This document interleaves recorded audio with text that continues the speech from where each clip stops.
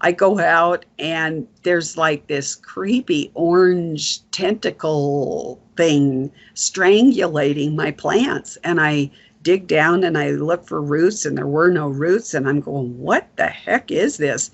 And it was fluorescent orange and it had these tentacles and they were everywhere. And I pulled them off and my plants and I put them on the ground and they moved like snakes. And it was like, this is the creepiest thing I have ever seen. And so I did an article on it, and I kid you not, one of my patrons contacted me and said, that's Dodder, and Dodder. And starting in 2012, it started to invade the whole United States, and it's taking out vast swaths of our crops.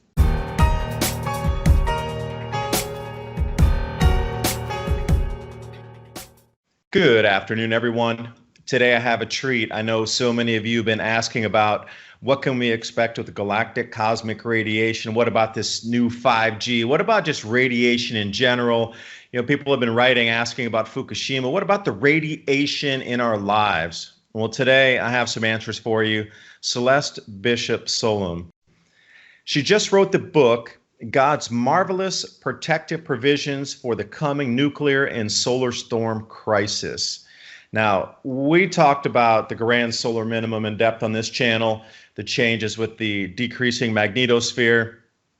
And here we have a book to follow up on that and explain in depth the ways that you can protect yourself using foods, plants, and vegetables around your house and things that you can find quite easily in markets. It's called radioprotective vitamins and minerals. And again, just for reference, this is a medical disclaimer. This is not in any way, shape, or form medical advice. This is artistic entertainment. Yes. And it's an informative talk. It's more about what we can expect as the sun goes to sleep on its 400-year cycle of the Grand Solar Minimum and the cosmic radiation bombardment, as well as terrestrial sources. You know, we need to keep our bodies healthy. So Celeste, I'm so glad you joined me. Thank you.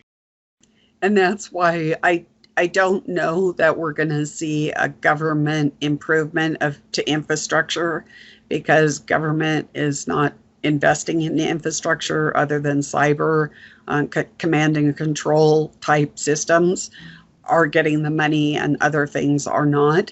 So I think it's going to drill down to the individual to have redundant systems, and you're going to have to think, where am I going to get my food if the grocery store is not open? How am I going to get water if my water pipes are frozen, or I can't get water because the pipes are frozen? What am I going to do about sewage? Because that's an issue. When my water pipes broke, I had to have a solution for that, which is a 5-gallon bucket and with a toilet seat on it. And, but then where do you dispose of that? Fortunately, I live in the wilderness, so that's not a big issue unless there's 14 feet of snow out there. But, people are going to have to, on an individual level, have their own plan. And that's why you need to start thinking about these things now. And then once you have a plan this year, I keep getting hit with this thing broke or that thing broke. So to have a redundant system. So let's say you have a pair of gloves, have 2 pairs of gloves. You have a winter coat, have 2 pairs or have a double. I think each of us has to have a redundant system for those critical things in our life. And for each one of us, that's going to be unique to our personal lifestyle. But there's some general things like you need the food and the water and the shelter.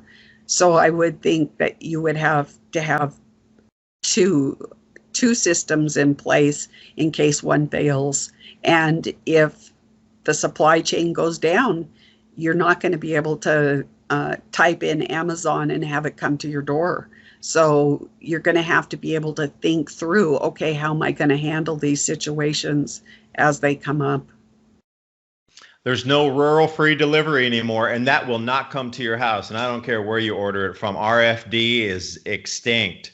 But think about also just simple things like bleach and ammonia, because you hit on the head right there. This thing about hygiene, you live far out by yourself, but you imagine if you're living in the average neighborhood and a family of four, how much waste, and then where do they dispose of it? Well, you might be more cautious than your neighbor, and your neighbor might just throw the bag out in the back lawn there.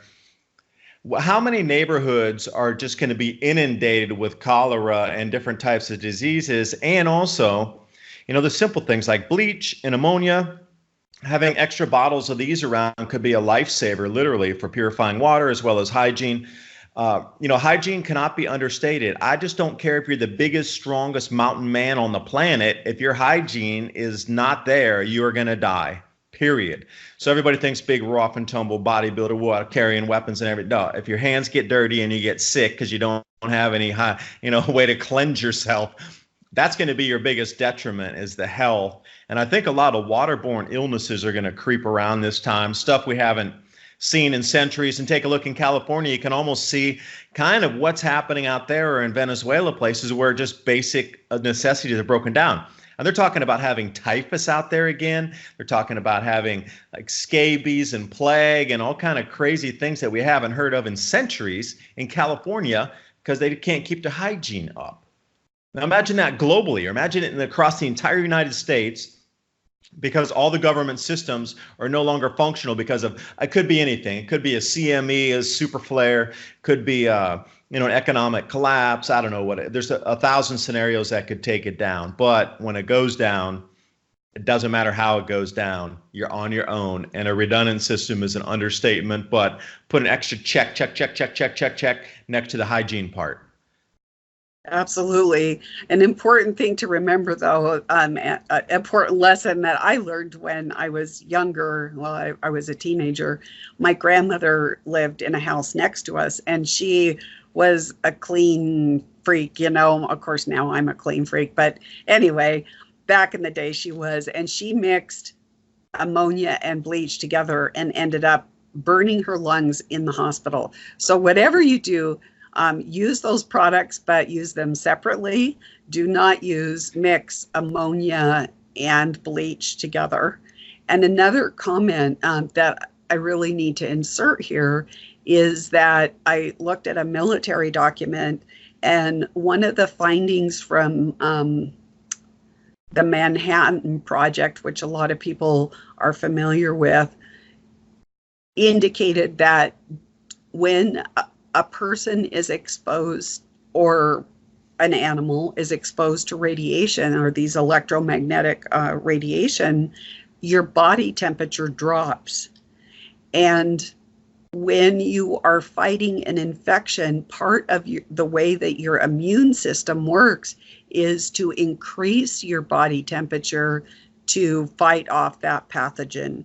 We're going to be exposed to all of these pathogens, but the radiation is going to take out a vital part of our immune system. And we all need to become aware of that. And that will happen in, like I said, both humans and with our animals, livestock, companion animals, and so forth. So how do you get those temperatures to start to rebalance if one's going cold because of the radiation, and that nullifies or turns off the heat or the fever that we would get to try to kill off some of the bacteria? Or what do you need to do? Like go run and start doing jumping jacks to try to bring the body temperature back up? Because it seems like, one's going to override the other. Any advice for that? Yes, that's one reason I wrote the book. You can incorporate the herbs and the spices and the foods and the supplements to give you that radio protection. So you will be protected when these waves hit and particles. And so your body temperature will remain pretty stable. And if it drops a degree or two, you can just, bump up your heat source, whatever that is, for your particular situation. But I would say the primary is to have a good foundation of real foods in your diet that are radioprotective, and that will eliminate that issue that so many other people are going to succumb from. I had a curious question here, that since we've been talking about this, if there's breakdowns in the economic system, and if there's breakdowns in the power supply, how many radiation sources do you think are going to start to be more exposed or start to leak out? And I would mean either electrical generation plants or storage facilities that might have some sort of barrier between the outside, and then it malfunctions for some reason. When electrical grids start to go down and governments aren't functioning at their highest level, some things are just left and people walk away, and who knows what's going to be walked away from in this time. So overall, that's a tricky question to ask without spooking anybody, because we've seen with Fukushima how much is spread just from that alone. That's only one. But then what about all the other things going on outside of this too? I mean, what about medical labs? What happens to that? Now, even coming down to, just medical waste treatment that has something in there that's been radioactive for, I don't know, again, trying to treat cancers. You got all these different factors out there of all these possible radiation sources in the environment escaping because of lack of regular stability in our society to keep people employed or keep them at that job, thinking that there might be something in the future when it all starts to dissolve. People are going to behave very differently. Well, it's one reason that I was interested in doing this book, is because back in the early 1970s, I conceived my first child, and I had a beautiful pregnancy. And when I gave birth, my daughter was born with 33 major birth defects, and that were life-threatening. Her chance of survival was less than 5%. And I mean, everything from, all of her whole system, her organs, her structural system, the whole 10 yards. So she had this unique combination of syndromes. So Washington State University asked her to be, come to one of their conferences, and it was the Japanese that said, oh, this is from radiation. Lo and behold, through the Freedom of Information Act, Greenpeace exposed that there was a large radiological event that they did not tell, that the government had not told anybody about. Pathogens get out. Oh, accidentally, they escaped, So it's been going on for some time, and it will increase. Yeah, and I can't imagine that they're going to be any more forthcoming with the Grand Solar Minimum and the reset of society anyway, because, just going it without all the radiological effects, and even if 5G was not being unfurled, and just say we were living literally back in the 1970s, this Grand Solar Minimum would be enough to reset society. And when I say a reset, I am talking a full and total reset of everything. Population decline, economy, population migration, lack of food availability. It would happen anyway, but now we have all these other things on top of it. So I can't see anybody being any more forthcoming than they would be with any of these other events that have happened over the last 20 years. It's just sickening that the information that's hidden, or since you're talking in the 70s, I mean, that's how many decades now? It's sickening how they just try to hide, to try to, I don't know, cover for private companies so there won't be any litigation against them, or to try to protect the full industry here, there, and everywhere, because you don't want it to be deemed as unsafe because people might not accept it in their backyards. And I mean, we look at this time and time and time and time again, and I don't know where it will ever end. Maybe the evolution of our spiritual beings will, and I'm really hoping that at this time there'll be some vibrational frequency uplift where we kind of leave this darker plane that we have existed in. And that's just the cosmic cycle here with the Kali Yuga. And if you talk about the Indian Vedic traditions, where the low energy vibration comes, and then we get into these higher vibration realms, and it's just a cycle from low to high to low to high. Well, luckily, we're coming out of the low and into the higher, into the Dwapara Yuga at the moment. So each day, vibrationally higher energetically. And I hope we keep heading that direction, because where we were is not a place that we should return to. My personal opinion on that. Yeah, once again, I think that comes to us as individuals, and we can't rely on society or government, but on a personal level, we can embrace those higher a higher spiritual level. We can rise above this whole muck that's happening. We can rise above what is being assaulted upon us with 5G and cosmic radiation and all of that, humans have survived through these extinction level events. And they thrived. Look at the beautiful cave dwellings and the artwork in them. And I just was looking at one this morning. I think it was on Diamond's channel, where it had these beautiful buffalo in the ancient cave in France. And it was during a similar time. And so here they were holed up in this cave, but they made these exquisite, I don't know if they were buffalo or it kind of looked like buffalo. Of course, it was pre-coffee, so it was some type of a creature, but it was extremely detailed. And this is like 14,000 years ago.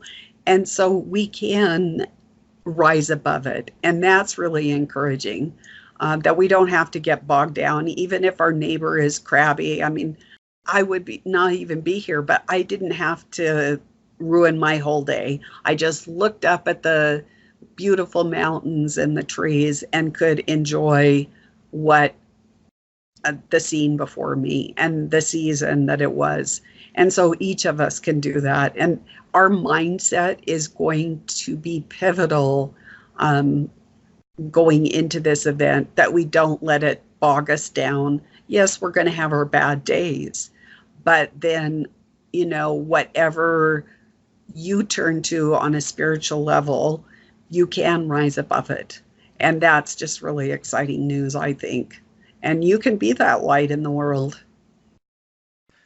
Yeah, that's so true, because the way I look at it is the greatest opportunity in human history at the moment, where other people are looking at the same exact thing, only seeing doom and gloom and cannibalism. And I'm like, whoa, whoa, whoa, whoa, whoa, hold on a second here.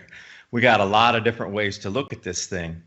I'm perceiving greatest opportunity to be able to help the most amount of people that we can to transition together, moving through this.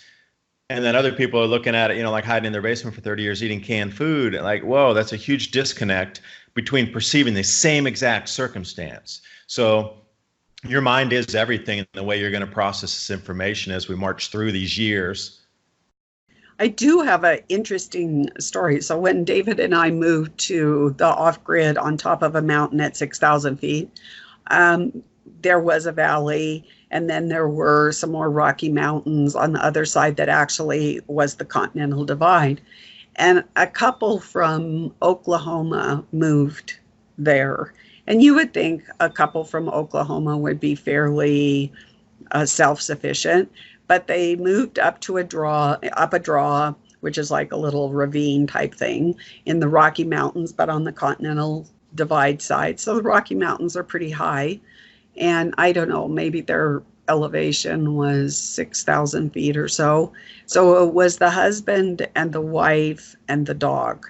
And this is like the fall before David and I moved into our place in the fall. And so this was the previous fall with their dog.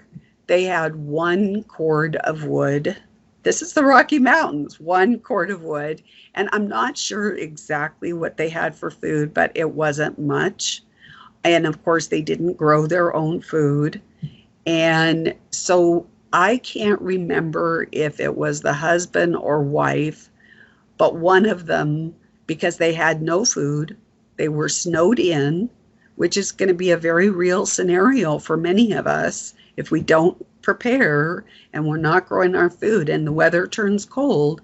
So this same scenario could happen anywhere, even New Mexico or South America, or even where you're at. And that our real estate agent was terrified that was going to happen to David and I. Of course, we were prepared. We were born for such a time as this. So, I was entertaining at Thanksgiving all the hunters on the top of a mountain. So it wasn't a concern. But that just gives you an example of how quickly, if you don't have food and you're exposed to cold weather, you could breach that barrier of. It happened for the Donner Party. It's happened to those soccer players down in South America. So we need to understand that we if we're desperate and we don't have food and we're cold, we will almost do anything to get that food. So it's a lessons to think about.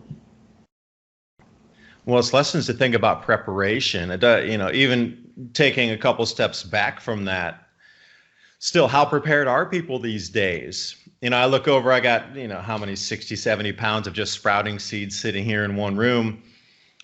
I would be ready to, grow my own food through the entire winter. But what happens when it comes to the next spring? And what if we have a bad planting season where then there's no availability for the next batch of seeds for me to go out to buy more seed from somewhere else? How prepared am I really for that? I have the skill to bring that to the next season's, seed that I can harvest myself, but then I need to save away so much that I can't eat because you got to save it for the seed. So then you start to get into all these, really how prepared is everybody? And I consider myself pretty prepared because I'm in the middle of what's going on with these changes and trying to report on it. But the average people just across the planet, and I'm not going to say in any one country, I'm just going to say the average people across any country across this planet are not prepared at all for these changes. Like how much money do people have in the bank in the United States? I mean, in India for sure, or go to Africa, or go to some places, across this planet and look how much savings people have. But something were to go awry, how much could they really run out and buy in a store? But then that presents a whole gamut of problems where everybody else would be running out to the store at the same time. You see what happens with hurricane. They run, everything's empty on the shelves. Now, what if it's this type of scenario where you go, uh-oh, this is going to be a 15-year event, not a 2-week event, such as a hurricane? Then what? Things are going to change so fast in the way the psyche and humans operate for survival, to protect their kids, their families. I think it's just gonna. I think it's gonna be an interesting time, and that's why I try to do my channel too, to try to get the word out that we need to get more prepared. Because if you're more prepared, we're all more prepared. That's the whole thing. Is if there's a million prepared people out there, life is going to be quite a bit easier than if there's 2 prepared people out there. Absolutely, and that's part of what I do is I have begun uploading my tutorials, like all my gardening experiences, different things like how to ferment things, which that could be wine, could be kefir, kombucha, whatever fermented vegetables I've got going right now. I've got some raspberry champagne fermenting like crazy right now. So how to make bread, how to make butter. I have a thing called austere cooking, but it's not, I guess I was trying to think of I'm terrible at titles. I can do a article, I can knock it out of the park, but titles I'm terrible at. But it's basically what the bleep is that? And it goes into things like baking soda. What is baking soda? What is baking powder? What's the difference? How do you substitute this and that? Like they did during the Depression. Let's say you don't have eggs and you want to make a cake. How do you substitute, or, without running to the store? So that is over at climatesun.com. And it's really inexpensive. It's under $10, and you can get all the tips that I've learned. It gives you, how to make simple things. Like, I love popovers. It's an old-fashioned recipe, and all you need is flour and water and an oven, and you can make popovers, and you can fill the popovers. You can do it with cream meat. You can do it with honey. You can do it with whatever your favorite filling is. But what it is it's kind of like a muffin, but it's all hollow inside. So it makes a nice little bed for whatever filling you want to put in there. It could be veggies, it could be sprouts, whatever you love. And they're not very high in calories. It only takes 20 minutes to make that tutorial. So I just uploaded one this morning called Strategic Garden Planning. That's more for outdoors. And then for my patrons, I just did a 2-hour special on indoor growing, and where I walked through, I did a show and tell with my grow boxes and my lighting system and this and that. and then also talked about radiation and how that affects the plants. So there's resources out there, and while we have internet and these platforms, we can educate people to get them prepared and inspired.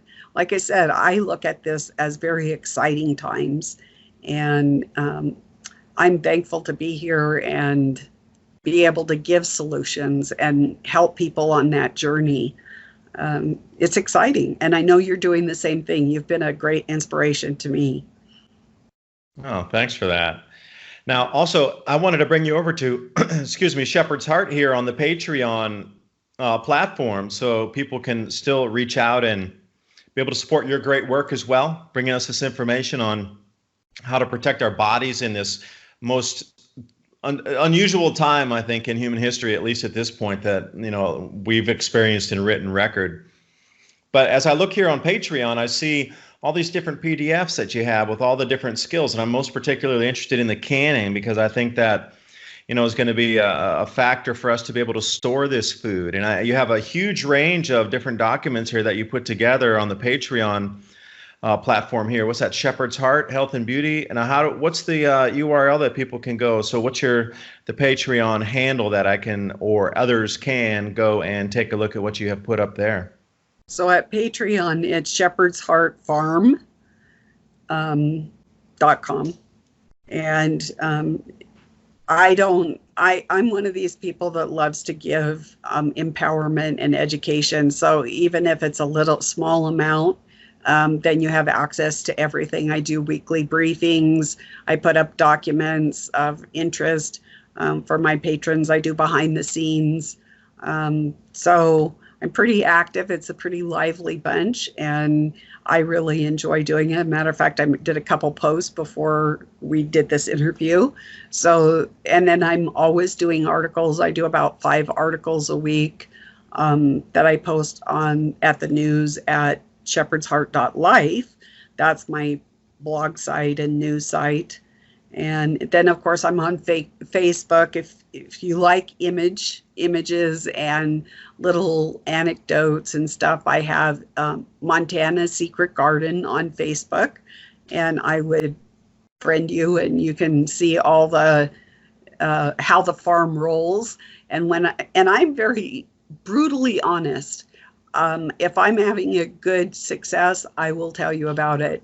If I am having a terrible disaster, I will tell you about it. Like, I don't know, 10 days ago, maybe 2 weeks ago, you know how time is these days, I go out and there's like this creepy orange tentacle thing strangulating my plants. And I dig down and I look for roots, and there were no roots. And I'm going, what the heck is this?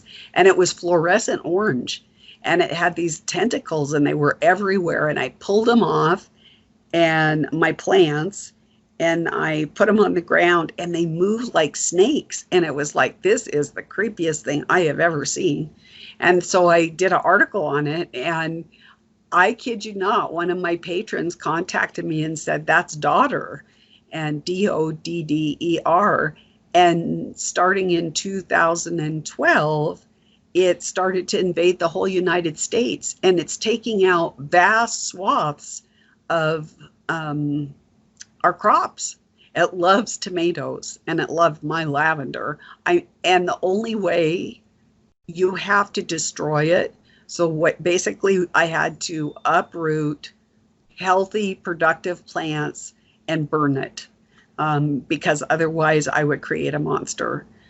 So there's these things that we have to think outside of the box at new things, and we have to have our eyes wide open to see not only the things that we're comfortable seeing, but maybe things that we're not comfortable seeing, such as this Dodder. I could have easily missed it, but I thought, oh, this is too strange. And I thought, oh, is this like a fungus? It looked like mycelium, but it acted like a snake. What is it? Did it come from geoengineering? I wasn't sure. So anyway, I never did find out where Dodder actually originates from, but it's not native to America. So I think we're going to see more of these. It's a parasite. What it does is it sucks out the lifeblood of the plant. And I think we're going to see more of that, whether that's in the plant realm or the human realm. We are going to see things, people that want to suck out our lifeblood. And I think we have to, that's another thing that we have to protect against in our lives.